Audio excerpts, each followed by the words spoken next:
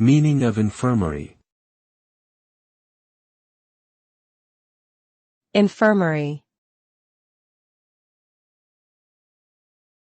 Infirmary. Infirmary.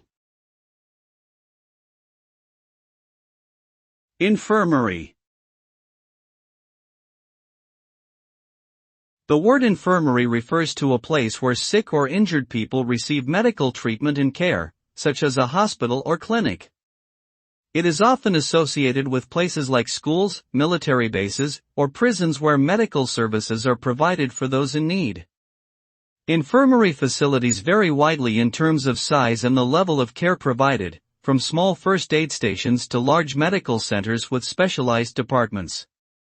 Regardless of size, infirmaries are critical institutions that provide essential medical care to individuals in times of physical need.